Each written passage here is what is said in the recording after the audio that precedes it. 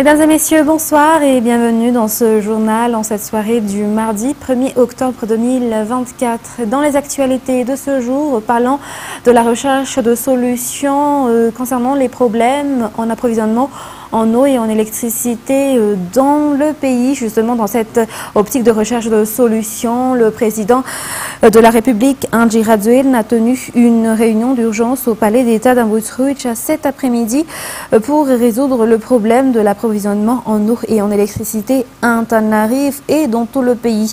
Le ministre de l'eau, de l'assainissement et de l'hygiène et le ministre de l'énergie et des hydrocarbures avec le nouveau directeur général de la JIRAMA ont été convoqués à cette réunion d'urgence. Le staff de la présidence était également présent. Selon le président de la République, il est nécessaire d'apporter une solution à ces problèmes. Cette réunion aura donc lieu chaque semaine. Écoutons le président de la République de Madagascar. Je sais que nous sommes dans une situation insoutenable actuellement, mais je suis convaincu que nous pourrions transformer l'ensemble des problèmes et des défis en une opportunité pour transformer Madagascar également. Donc notre réunion va se dérouler en deux parties. La première partie sera axée sur le redressement de la gestion de la JIRAMA. La deuxième partie, c'est surtout sur la mise en œuvre des grands projets en ce qui concerne le pas vers la transition énergétique de la JIRAMA à travers l'hybridation des systèmes de production d'énergie, mais surtout à travers l'accélération de l'ensemble des projets de l'énergie verte de la JIRAMA. Maintenant, en ce qui concerne le redressement de la gestion de la JIRAMA, il y a plusieurs choses qu'il faudrait noter, mais surtout j'aimerais déjà vous inviter à prendre attache avec la Banque mondiale, peut-être même l'Union européenne et l'ensemble des partenaires techniques et financiers de Madagascar, de prendre l'ensemble des études qui ont été réalisées pour le redressement de la JIRAMA, pour prendre connaissance également de l'ensemble des projets en cours et qui sont à réaliser pour la JIRAMA. Restons toujours dans ce cadre. Comme nous le savons, le président Andry Rajoelina a été l'invité du journal télévisé de la chaîne nationale. Hier soir, il a justement évoqué quelques points concernant justement la recherche de solutions sur cet approvisionnement en eau et en électricité dans la capitale. Quelques solutions qui ont été proposées, notamment les deux grandes turbines de Manchester reprennent du service pour atténuer les coupures d'électricité à Antananarive et ses environs, selon justement les instructions données hier par le président Andry Rajoelina à la JIRAMA durant cette émission à la TVM. Il s'agit également d'une solution temporaire en attendant les pluies. De nombreuses solutions à long terme seront également apportées par le gouvernement pour résoudre l'approvisionnement d'électricité, mais surtout pour le redressement de l'entreprise publique JIRAMA, selon toujours le numéro 1 de Madagascar. Reportage de Oniel Martina. Un problème majeur auquel sont confrontés les usagers au réseau interconnecté d'Antananarive est celui des coupures d'électricité à cause de la sécheresse. La production au sein des centrales hydroélectriques qui garantissent en grande partie l'approvisionnement ne suffisent pas. Pour Indékalek, l'une des plus grandes centrales, si la production devait être de 120 MW, elle ne produit que 40 MW maintenant. Farahansan, qui devait produire 26 MW, ne produit plus que 2,6 MW à cause du manque d'eau. Même cas pour Sainvouch, qui ne produit que 2,5 MW alors que sa production normale est de 18 MW. Face à tout cela, le président Andry Rajoelina a ordonné à la JIRAMA de réutiliser les deux grandes turbines de Manchester. Ce sont des turbines qui n'ont pas été utilisées parce que l'entreprise JIRAMA n'a pas la capacité de payer leur carburant, étant donné les pertes depuis de nombreuses années. En effet, l'État doit apporter un financement de 250 millions de dollars par an pour subventionner cette société. Pour autant, le gouvernement a revu sa stratégie en favorisant l'installation de centrales solaires. Outre l'installation déjà en cours de 50 MW dans 47 districts, de grands projets doivent être mis en œuvre. Par ailleurs, la mise en place de grandes centrales hydroélectriques comme Avoulbé et Saoufk sera accélérée, a confirmé le président de la République, Ange Radzuil.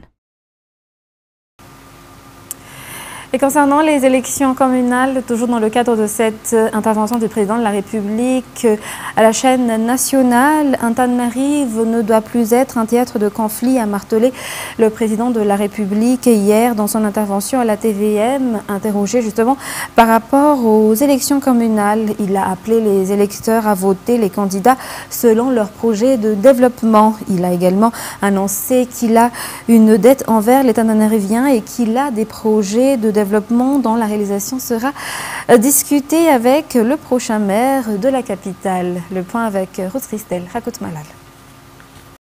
La CENI a approuvé la candidature des 7 candidats à la course à la magistrature de la ville d'Antananarive. Un maire est un élu, il est proche de la population et connaît leurs mots. Il peut apporter un changement s'il a une vision et un projet, souligne le président de la République, Ange Radzuil. Il a ainsi invité la population à voter. Pour la candidate ou le candidat qui a un projet de développement, il a martelé qu'Antananarive ne doit plus être le théâtre de conflit et qu'il proposera des projets pour développer la ville car il a encore des dettes envers la population d'Antananarive. Il a ainsi rappelé qu'il avait été maire d'Antananarive en 2008 et qu'il avait posé la première pierre pour la reconstruction de l'hôtel de ville le 18 mai 2008, lequel a été inauguré en 2010. Il a également construit le Coliseum. Il a souligné que si on a réussi à bâtir, à construire, on réussira à changer et à faire briller la capitale. Ce qui fait l'actualité aujourd'hui également, c'est la réhabilitation des routes dans la capitale qui débute. Les routes dont les travaux sont urgents débutent, notamment les plus détériorées. Il s'agit d'un travail qui est réalisé par le ministère des Travaux publics en aide à la commune urbaine d'Antananarive. La plupart des travaux seront effectués la nuit afin de veiller à ne pas perturber la circulation et les usagers de la route, selon les explications rapportées par Abdrahman Zatouf dans ce reportage. Les travaux de réhabilitation de plusieurs tronçons de rue Antananarive, réalisés par le ministère des Travaux publics, ont débuté hier soir au titre d'une contribution à la commune urbaine d'Antananarive. Les rues les plus détériorées sont réhabilitées en premier et cela a commencé hier soir au niveau de la route circulaire. Une vingtaine de tronçons sont concernés et les travaux devraient se terminer d'ici 2 mois. La plupart des travaux seront effectués de nuit afin de ne pas déranger les usagers selon la PDS. Il s'agit également d'un entretien de la route avant l'arrivée de la saison des pluies, a précisé de son côté le ministre des Travaux publics. Il vise également à réduire les embouteillages. Restons toujours dans ce cadre de réhabilitation des routes dans le district de Wangenjan, où la réhabilitation de 33 km de routes reliant les 3 communes dans le district de Wangenjan ont également débuté. Ces 3 communes sont isolées depuis des années du fait du mauvais état des routes, alors qu'elles possèdent des produits d'exportation comme le girofle. La Banque mondiale finance ainsi les travaux qui dureront 11 mois à hauteur de 18 milliards d'ariari. Reportage de Felmer Kotorsoul. Le gouvernement procède actuellement à la réhabilitation des routes en mauvais état. C'est notamment le cas des 5 axes mesurant 33,575 km partant de la commune rurale de Wangenjan jusqu'aux communes rurales de Masianak et Matang. Environ 4% des travaux ont été achevés. La construction d'ouvrages publics comme les ponts est également en cours. Les 3 communes qui longent la route bénéficieront de nombreux avantages une fois les travaux achevés, a déclaré le député élu dans le district de Wangenjan. Cet élu a déclaré que cette route favorisera les habitants, surtout dans le transport des produits typiques du district, comme le girofle. Cette réhabilitation sera achevée en avril 2025, selon les informations.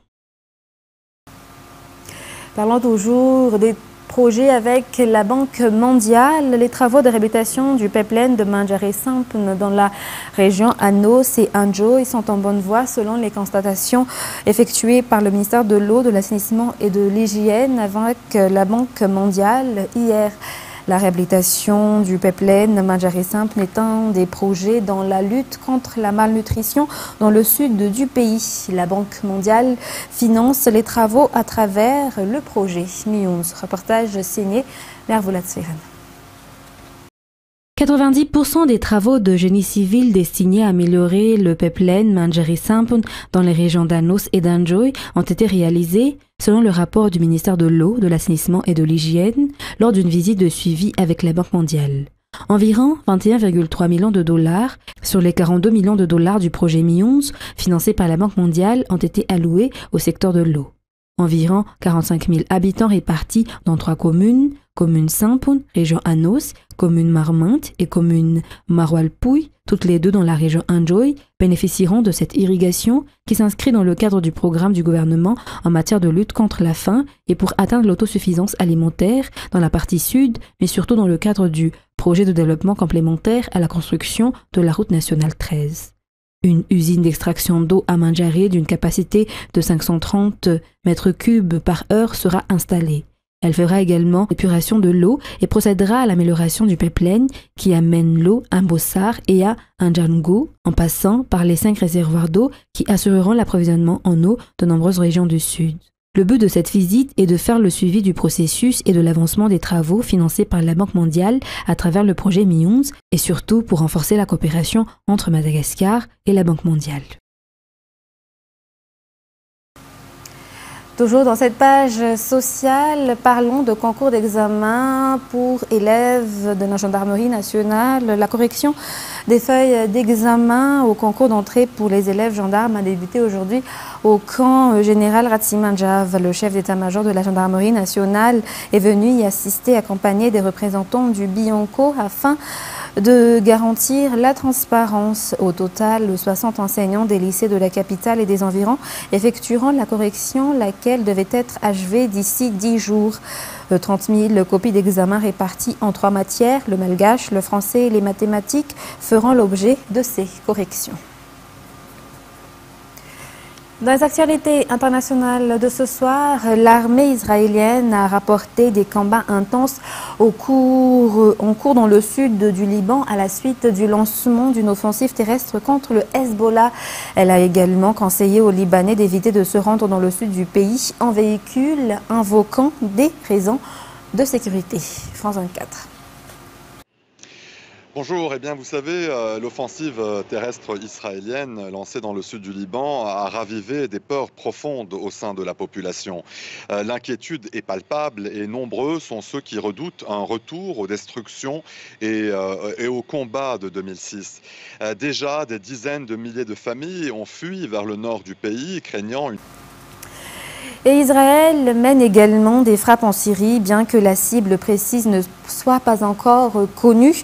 Selon la presse officielle syrienne, ces frappes auraient visé Damas au cours des dernières heures, tuant ainsi 3 civils. Par ailleurs, dans le dernier bastion rebelle du nord-ouest de la Syrie, certains se félicitent des revers infligés au Hezbollah, allié de longue date de Bachar al-Assad.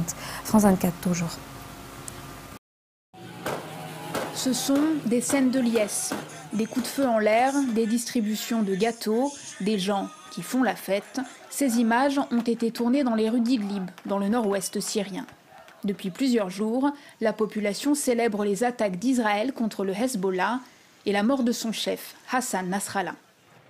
Nous sommes dans une joie immense ce soir avec l'assassinat des dirigeants du Hezbollah par l'État sioniste. Bien sûr, nous ne soutenons pas Israël, mais nous sommes très heureux que l'un de nos oppresseurs, qui a participé au massacre de notre peuple syrien et à d'autres peuples de la région, ait été éliminé. Le mouvement chiite libanais est honni par la rébellion syrienne. Là où le groupe s'insurge du sort réservé à la population gazaoui, il n'hésite pas à s'impliquer. Et dans le continent africain, dans la République démocratique du Congo, près de 20% des patients sont des professionnels du sexe ou des personnes en contact avec elles, selon l'ONG internationale médicale Alima. La ville minière de Kamitunga est l'épicentre de l'épidémie croissante de Mpox dans l'est de la République démocratique du Congo. Reportage de France 24.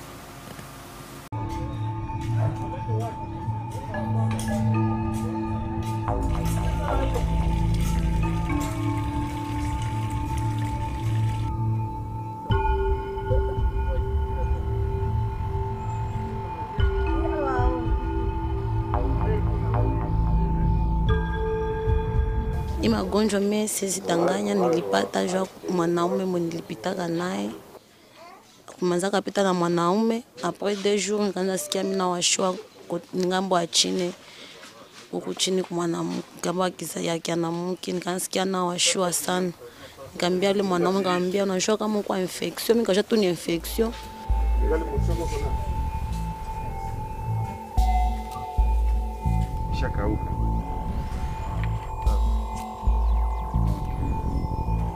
Nous avons près de 20% des patients qui sont des professionnels de sexe ou des personnes qui disent avoir été contaminés mais avoir été en contact avec un partenaire occasionnel qui se trouve être un professionnel de sexe. Et donc cette catégorie est assez vulnérable et très exposée. C'est important que cette catégorie soit vaccinée.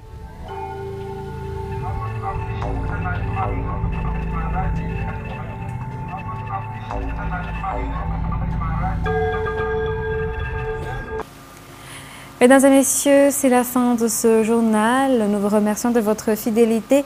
Très bon suite de programme et très bonne soirée sur Viva. N'oubliez pas, dans quelques instants, vous allez suivre l'émission Point de droit ou Nizouk avec Céline ou Ranirland. Sur ce, très bonne continuation. Au revoir.